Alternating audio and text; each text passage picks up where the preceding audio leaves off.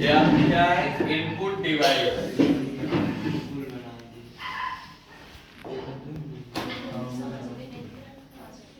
Keyboard, जिसके माध्यम से हम डाटा को एंट्री करते हैं कंप्यूटर पर। ठीक, इसकी खोज किसने की थी? क्रिस्टोफर लैंथम सोलेस ने। कब की थी? 18 फरवरी 1819 ईस्वी को। ठीक है,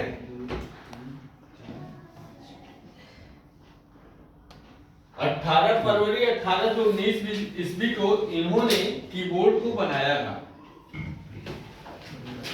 और 17 फरवरी 1890 ईस्वी को इसको लॉन्च किया था।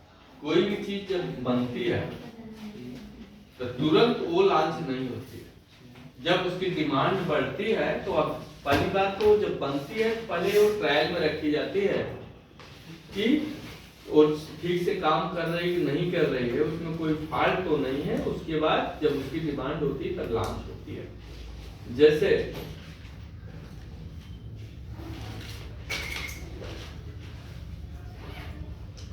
मोबाइल टच जो हमको मिला है या मोबाइल जो मिला है विदाउट टच भी, कीपैड भी, तो हमारे यहाँ कब से आया? हमको लग रहा है कि 1998 से लेके, जो बहुत स्टैंडर्ड रहे होंगे, 1998 से लेके 2005 के बीच में हमको मोबाइल देखने को ज़्यादा कलर मिलने लगा है, वो भी कीपैड का। लेकिन इसकी खोज कब हुई?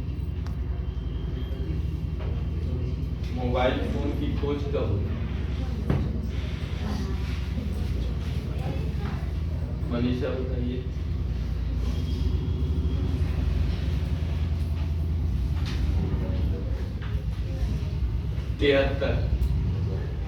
किसने किया था? Martin Cooper. टच स्क्रीन हमको देखने को मिला है कब से? 2010 के पास, 9-10 तक। ठीक, इसकी खोज कब हुई थी टच की? 1965 में। बस, तो जब डिमांड बढ़ती तब उसके बारे में हमको नॉलेज होता है किसका क्या, इसकी क्या जरूरत है, इसकी क्या आवश्यकता है, इससे क्या काम हो रहा है। तो यह का कीबोर्ड 17 फरवरी 1890 को लॉन्च किया गया ऑन ए पब्लिक। चालू करे यार। कीबोर्ड में आपके होते हैं 3 रो, एक टॉप ऊपरी हिस्सा ऊपर की पंख, एक मिडिल मध्य की पंख और एक बॉटम निचली पंख। सबसे ऊपर की जो पंक्ति होती है उसमें आपको मिलता है F1 से लेके F12 तक, जिसको हम कहते हैं फंक्शन की। ठीक, दूसरे नंबर पे आता है आपका न्यूमेरिकल की, जो 0 से लेके 9 तक होता है। तीसरा रो आपका अल्फाबेट की, जो A से लेके Z तक होता है। और इसी न्यूमेरिकल के नीचे अल्फाबेट से लेके स्पेस बार के ऊपर तक साथ में आपके लगे होते हैं सिंबल या ऑपरेटर की। ठीक, जो मैथमेटिकल ऑपरेटर हो सकते हैं या सिंबल हो सकते हैं। अब आते हैं हम फंक्शन की पे, पहली पंक्ति वाले पे। फंक्शन की में F1 जो होता है वो आपका हेल्प के लिए है, मदद अगर हमको लेना है F1 दबाएंगे, हेल्प का डायलॉग बॉक्स हमारे सामने ओपन होके आ जाएगा। दूसरा है F2, ये रीनेम के लिए है, यदि हम कोई फाइल बनाए हुए हैं उसका हम फाइल का नेम चेंज करना चाहते हैं तो F2 हम प्रेस कर देंगे, उसके बाद फाइल नेम हम चेंज करके रीनेम कर सकते हैं, पुनः उसका दूसरा नाम रख सकते हैं। तीसरा है आपका F3, जो फाइंड के लिए होता है। मान लीजिए कोई फाइल हमको खोजनी है तो F3 हम दबा देंगे। माउस का यूज हम कम करते हैं जब हम शॉर्ट की का यूज करते हैं। F3 दबाएंगे तो वो फाइंड का डायलॉग बॉक्स आ जाएगा। जो फाइल या जो सॉफ्टवेयर को खोजना है उसको हम टाइप करके एंटर कर देंगे, वो फाइल हमारे सामने प्रस्तुत हो जाएगी। नेक्स्ट है आपका F4, Alt प्लस F4। ये F4 क्या करता है? Alt के साथ काम करता है। ये हमारे सिस्टम को शट डाउन करने के लिए होता है। क्लियर? नेक्स्ट है F5, ये है रिफ्रेश के लिए। जब कभी कभी मान लीजिए हम कई प्रोग्राम खोल देते हैं या नेट पे काम कर रहे हैं, मान लीजिए हम वीडियो भी देख रहे हैं, ऑडियो भी सुन रहे हैं, कोई प्रोग्राम भी कर रहे हैं, अपना डॉक्यूमेंट भी तैयार कर रहे हैं, तो कभी कभी हैंग की कंडीशन आ जाती है, तो हम जब फाइल बार बार प्रेस करके उसको रिफ्रेश कर सकते हैं ताकि हमारी फाइलें फ्रेश काम करें। नेक्स्ट है आपका F6, ये URL बॉक्स में जंप करने के लिए है। URL बॉक्स जैसे ऑनलाइन हम कोई काम कर रहे हैं, हमको जिस हम सर्च इंजन के जिस डायलॉग बॉक्स में कोई हम मैटर टाइप करते हैं उसको हम क्या कहते हैं? URL box. ठीक, हम अपना मैटर टाइप करते हैं, उसके बाद वो हमारे सामने हमारा आउटपुट जो हम डिमांड करते हैं प्रस्तुत हो जाता है। नेक्स्ट है आपका F7, ये ग्रामर चेक के लिए। मान लीजिए हम कोई चीज मैटर टाइप कर रहे हैं, हमारी स्पेलिंग कंफ्यूजन में है, सही है कि नहीं सही है, उसको हम F7 प्रेस कर देंगे तो एक ग्रामर चेकअप का डायलॉग बॉक्स आएगा, वो पूरा डिक्शनरी देगा। आप चेंज करना चाहते हो या इग्नोर करना चाहते हो या ऑटोमेटिक चेंज करना चाहते हो या डिक्शनरी से संबंधित शब्द लेके आप उसको चेंज करना चाहते हो, जो करना चाहते हो आप वहां से कर सकते हैं। नेक्स्ट है आपका F8, ये विंडोज इंस्टॉलेशन के लिए होता है। जैसे कंप्यूटर हमारा तब चलता है जब चलाने के लिए या उसको ऑन करने के लिए क्या होता है? Operating system. कभी कभी जैसे ऑपरेटिंग सिस्टम मान लीजिए कि करप्ट हो गया या डायरेक्ट बंद हो गया है, नहीं ओपन हो रहा है, हमारा विंडो कंप्यूटर नहीं खुल रहा है, तो हम क्या करते हैं कि उसका विंडो इंस्टॉल करते हैं। तो विंडो इंस्टॉल करने के लिए जो पेन ड्राइव में सॉफ्टवेयर होता है वो क्या होता है? बूटेबल होता है। बूटेबल का मतलब होता है ऑटोमेटिक प्ले। उसको हमको किसी कमांड पे जाके हमको प्ले नहीं करना पड़ता, पेन ड्राइव लगा के हम सिस्टम को रिस्टार्ट कर देते हैं, ऑटोमेटिक वो प्ले हो जाता है और स्टेप मांगता जाता है, हम स्टेप को कंप्लीट कर देते जाते हैं उसके चरण को, और वो पूरी तरह से विंडो हमारा इंस्टॉल हो जाता है। तो ऑटो प्ले कराने के लिए पेन ड्राइव लगाने के बाद यदि हम उसमें ऑपरेटिंग सिस्टम लोड करें, F8 जैसे ऑटो प्ले नहीं हो रहा है, F8 बार बार दबाते हैं तो आ जाता है बूटेबल, उसके बाद एंटर कर देते हैं, फिर ऑटो प्ले होके विंडो लोड होने लगता है। नेक्स्ट है आपका F9, सेंड रिसीव करने की। जैसे कोई मान लीजिए कि मैसेज हम कर रहे हैं, कोई ईमेल कर रहे हैं, जिसको हम कर रहे हैं, कभी कभी होता है ना, जैसे मान लीजिए किसी को हम कॉल कर रहे हैं या मैसेज कर रहे हैं, व्हाट्सएप पे कर रहे हैं, ईमेल कर रहे हैं, तो हो सकता है जब हम कर रहे हो तो उसका मोबाइल आप हो या आपकी कंडीशन हो या न रिसीव कर रहा हो, ऑनलाइन ना हो, ठीक है, तो उसके लिए हम क्या करते हैं? F9 करेंगे, सेंड रिसीव। जो उसको रिसीव होगा उसका क्या होगा? तुरंत जो है हमको मैसेज रिसीव हो जाएगा, वो शो कर लिया है, चेक कर लिया है, सीन कर लिया है, ठीक है, उसके लिए हम F9 का यूज करते हैं। नेक्स्ट है F10, मोजिला मिनी बार लाने के लिए। जैसे किसी भी कंप्यूटर में हमको इंटरनेट चलाने के लिए एक ब्राउजर की जरूरत पड़ती है। आपको हमने पहले भी बताया था, हमारा कंप्यूटर क्या है?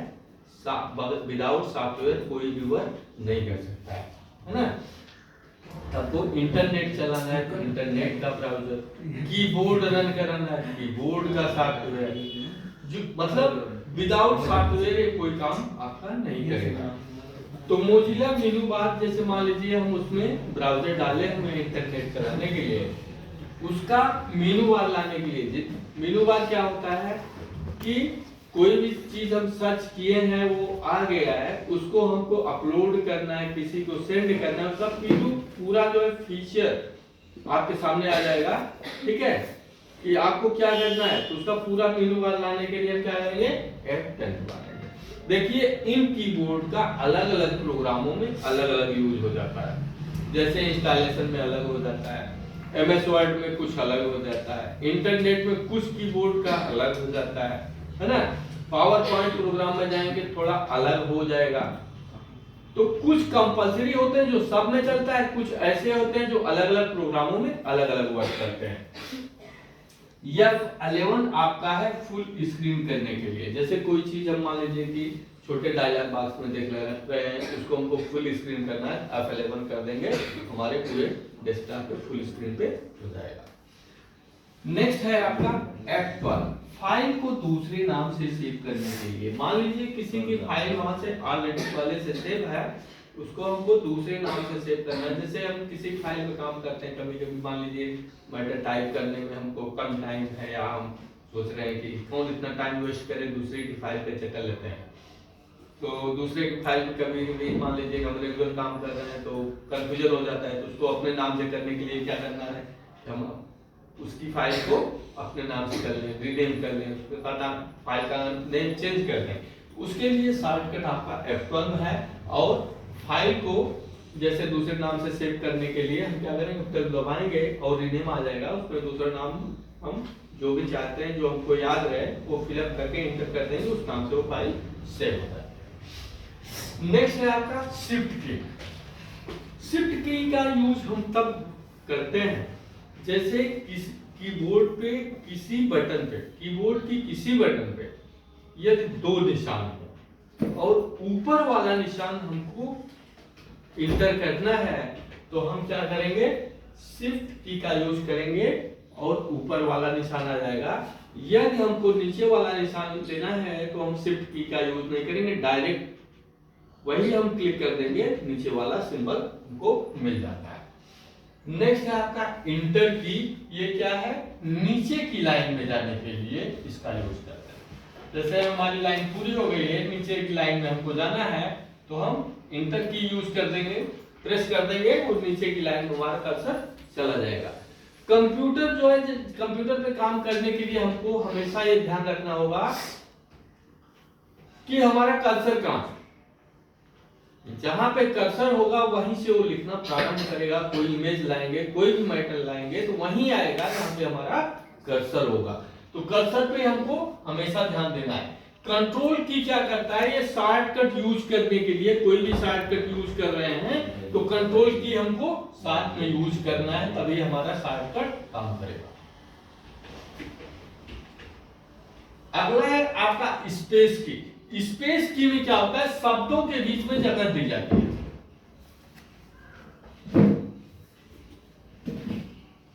शब्दों के बीच में स्पेस देना है तो हम स्पेस की प्रेस कर देंगे। कीबोर्ड में सबसे बड़ी बटन होती है, सबसे नीचे की बटन होती है। इसके बाद है आपका अल्ट की।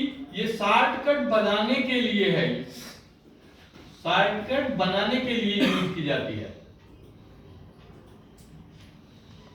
नेक्स्ट है आपका बैक स्पेस की। ये क्या करता है कि शब्दों को काटने के लिए, हम कोई मैटर लिखे हुए मान लीजिए गलत हो गया है, उसको हमको काटना है, तो हम शब्दों को काटने के लिए किसका यूज करेंगे, बैक स्पेस का। ये किस तरफ से डिलीट करता है प्रतिभा,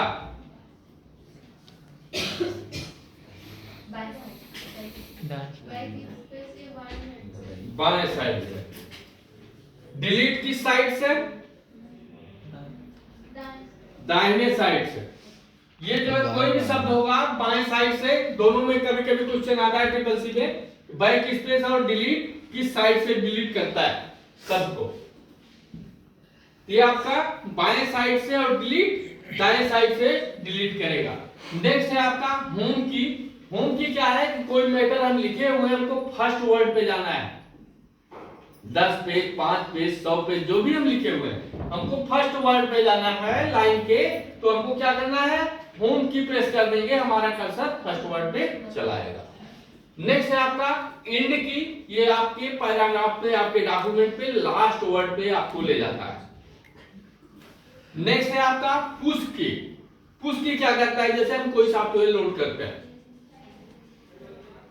कोई भी सॉफ्टवेयर जब लोड करेंगे तो वो उसको लोड होने में हमको 100% चाहिए। अगर 99.9% हुआ है तो वो हमारा सॉफ्टवेयर रन नहीं करेगा जब तक 100% कंप्लीट नहीं हुआ। और कोई सॉफ्टवेयर यदि हम लोड कर रहे हैं तो बीच में हम उसको यदि रुक गया है या सर्वर डाउन हो गया तो हमको फिर से उसको डाउनलोड करना पड़ता है, वो करेक्ट हो जाता है, रन नहीं कर पाता है। लेकिन मान लीजिए कि हम लोड कर रहे हैं, बीच में जितना लोड हुआ है उसी पे हमको ब्रेक करना है, तत्काल में हमको बीच में इमरजेंसी मोड उठना है या कोई काम आ गया है और हम ये चाहते हैं जितना लोड हुआ है उतना हमारा टाइम बर्बाद ना हो, फिर हम लौट के आए तो हमारा आगे का प्रोसेस पूरा हो जाए, समय की बचत हो जाए, उसके लिए हम पुश की यूज करते हैं। कोई सॉफ्टवेयर यदि हम लोड करें तत्काल में बीच में ब्रेक करने के लिए तो रोक देता है, फिर आप इसी को पुश करेंगे, फिर उसके आगे वो डाउनलोडिंग शुरू हो जाती है। नेक्स्ट है आपका विंडोज प्लस डी। ये जैसे मान लीजिए कई प्रोग्राम हम ओपन किए हुए, वीडियो भी देख रहे हैं, ऑनलाइन भी हम अपना कुछ कर रहे हैं, ऑफलाइन भी कोई डॉक्यूमेंट हम तैयार कर रहे हैं, है ना, कई प्रोग्राम खुले हुए हैं। हम ये चाहते हैं कि एकाएक सारे प्रोग्राम मिनिमाइज हो जाएं, बार बार हमको न क्लोज करना पड़े, एक ही बार में सारे प्रोग्राम मिनिमाइज हो जाएं। तो हमको विंडोज की के साथ डी प्रेस करना है, हमारे सारे प्रोग्राम मिनिमाइज हो जाएं। ठीक। नेक्स्ट है आपका पेज अप। यदि ऊपर के पेज में हमको जाना है तो पेज अप की बटन में को हम क्लिक करेंगे, यदि हमारा कई पेज का मैटर है तो ऊपर के पेज में हमको पहुंचा देगा। ठीक। पेज डाउन में जाना है, जैसे मान लीजिए लंबा डाटा है हमारा, लंबा डाटा किस में हो सकता है, कोई बताएगा? एक्सेल। लंबा डाटा किस में हो सकता है? एक्सेल।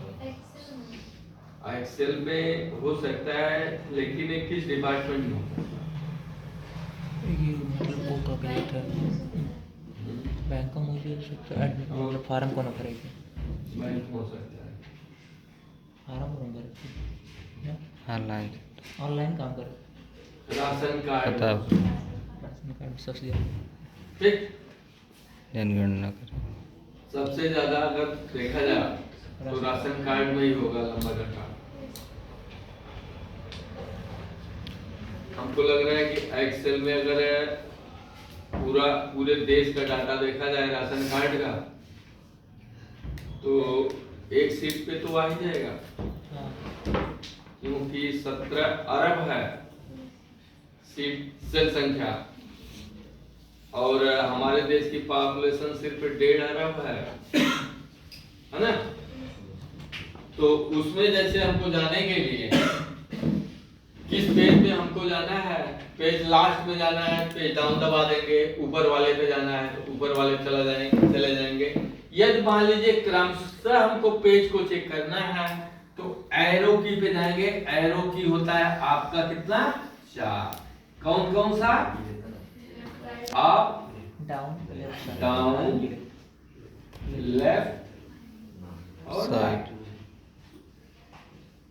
इससे हम कर्सर की मदद से किसी भी पेज में जा सकते हैं, ऊपर से लेके नीचे तक, दाएं से लेके बाएं तक या बाएं से लेके दाएं तक। इतना क्लियर आपका? मंडे को आपको, कल तक हम आपको पढ़ाए फर्स्ट पार्ट में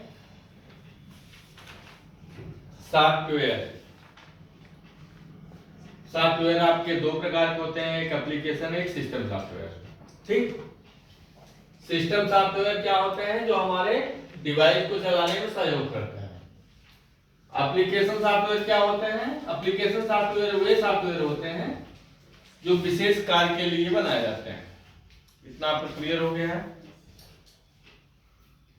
कंप्यूटर में हम पढ़ते क्या है, सॉफ्टवेयर। ठीक।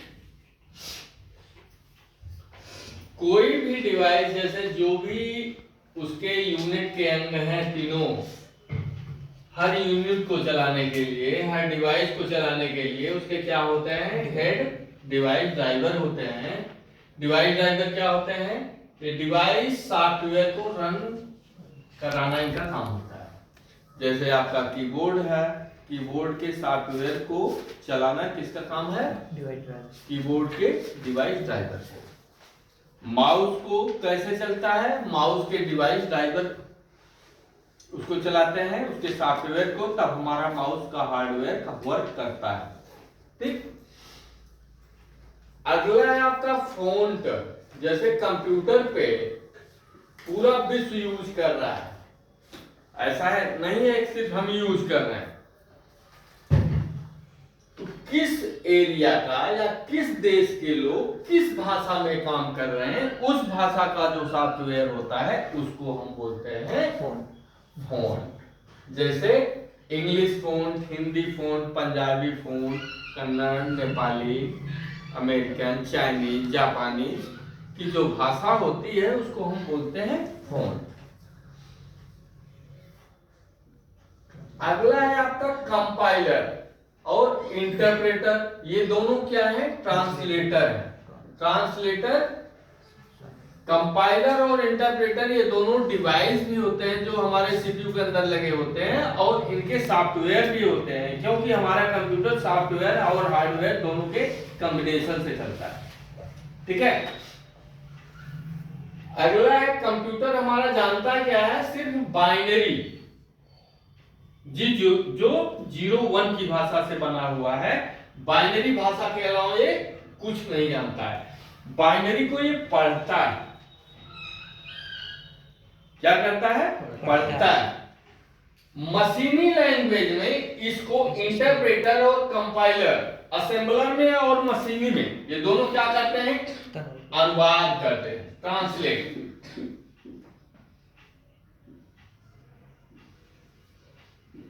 अनुवाद कर देते हैं। लेकिन पढ़ने में और एक्सप्लेन करने में अंतर होता है। होता ही नहीं होता है? कोई चीज हम नॉर्मली पढ़ लेते हैं, हाँ भाई लिखा हुआ है पढ़ लिए। लेकिन जब किसी चीज को हमको एक्सप्लेन करना हुआ, एक्सप्लेन हम तभी कर पाते हैं जब हम उसको अच्छी तरह से समझें, तभी उसके बारे में हम समझा पाएंगे ना, उसकी व्याख्या कर पाएंगे। तो कंप्यूटर हमारा 0-1 की भाषा में पढ़ता है, लेकिन समझता क्या है? मशीनी लैंग्वेज। तो मशीनी लैंग्वेज में ये कंपाइलर और इंटरप्रेटर काम है कि असेंबलर में और मशीनी में ये उसको क्या करते हैं? ट्रांसलेट करते हैं। किस भाषा को? बाइनरी भाषा को। क्लियर? इतना क्लियर हो गया आपका? अब आता है किसी प्रोसेस में काम कैसे करता है, हमारा कंप्यूटर काम कैसे करता है। जैसे ये हो गया आपका पावर पॉइंट या पावर बोर्ड, बिजली का बोर्ड। ठीक। कल हमने आपको बताया था कि इसके 3 यूनिट होते हैं, इनपुट, सीपीयू और आउटपुट। ठीक है। सीपीयू क्या होता है? मेन क्या होता है? मेन पार्ट ऑफ कंप्यूटर होता है या ब्रेन ऑफ कंप्यूटर होता है। देखिए पावर बोर्ड से ये कनेक्टेड है आपका सीपीयू, सेंट्रल प्रोसेसिंग यूनिट। ठीक। यही है आपका brain of computer, brain of computer या मेन पार्ट ऑफ कंप्यूटर। ठीक।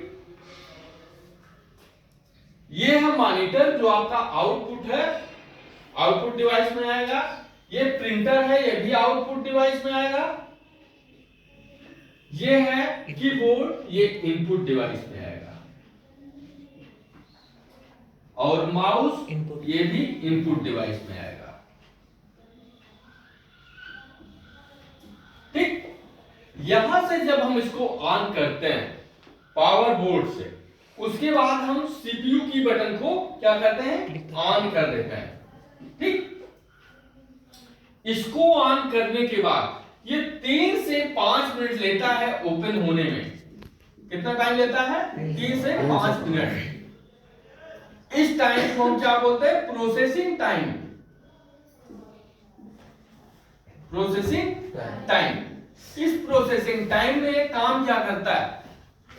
इस प्रोसेसिंग टाइम में जितने इससे कनेक्टेड डिवाइस हैं, चाहे वो प्रिंटर हो, चाहे माउस हो, चाहे कीबोर्ड हो, चाहे मॉनिटर हो, जो भी इससे डिवाइस कनेक्टेड है, सबके सॉफ्टवेयर को पहले वो चेक करता है। ठीक है, क्या करता है? सॉफ्टवेयर को चेक करेगा।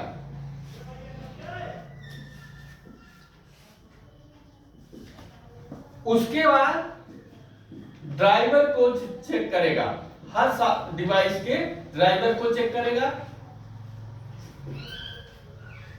चेक करने के बाद वो ये देखता है कि कौन सा सॉफ्टवेयर अपडेट मांग रहा है।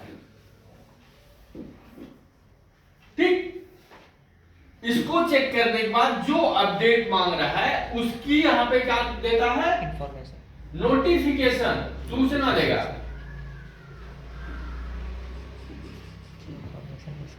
प्रिंटर में इंक है कि नहीं है, प्रिंटर कनेक्टेड है कि नहीं है, इसका ड्राइवर इसमें अवेलेबल है कि नहीं है।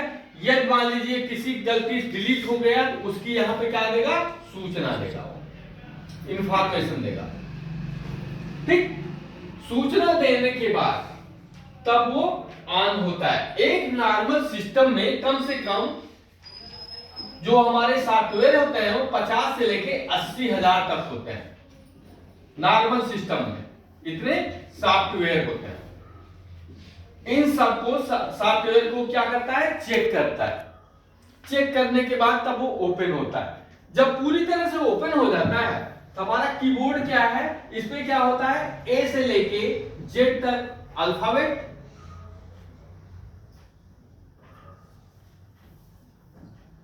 जीरो से लेके 9 तक न्यूमेरिकल, प्लस कुछ क्या होते हैं? सिंबल्स होते हैं, निशान। ठीक, इसके अलावा F1 से लेके F12 तक क्या होते हैं? फंक्शन की होते हैं। ठीक है, ये आपका क्या है? ये सिर्फ 0-1 जानता है, इसके अलावा कुछ नहीं जानता। बाइनरी पूरी तरह से ऑन होगा, सारी चीज को चेक करेगा, इसमें इंक है कि नहीं है, पेज लगा है कि नहीं है, प्रिंटर कनेक्ट है कि नहीं है, इसका ड्राइवर का सॉफ्टवेयर है कि नहीं है। यदि कोई सॉफ्टवेयर किसी डिवाइस का इससे जो रिलेटेड है उसका अपडेट अगर मांग रहा है तो अपडेट की सूचना देगा, तब वो ऑन होता है। यहां से कोई भी बटन जब ऑन करते हैं, कीबोर्ड से कोई भी बटन ऑन करेंगे तो किसमें कन्वर्ट होकर जाता है? 0-1 बाइनरी के रूप में। ठीक, बाइनरी के रूप में यहां से कन्वर्ट होकर जाता है। क्यों? क्योंकि ये क्या जानता है? सिर्फ बाइनरी ही जानता है, इसके अलावा कुछ नहीं जानता। बाइनरी में उसको क्या करता है? रीड करता है, पढ़ता है। रीड करने के बाद जो ये इंटरप्रेटर और कंपाइलर होते हैं, ये दोनों क्या करते हैं? उसको मशीनी और असेंबली भाषा में कन्वर्ट कर देते हैं, जिसको आसानी से वो क्या करता है? समझ लेता है। ठीक, कंपाइलर जो है ये क्या करता है? जैसे एक शब्द को कन्वर्ट करेगा, इंटरप्रेटर फिर एक लाइन को करेगा। ठीक है, उसके बाद कंपाइलर फिर क्या करेगा? एक पैराग्राफ को कर देगा, फिर इंटरप्रेटर क्या करेगा? उसको एक पेज को पूरा कन्वर्ट कर देगा।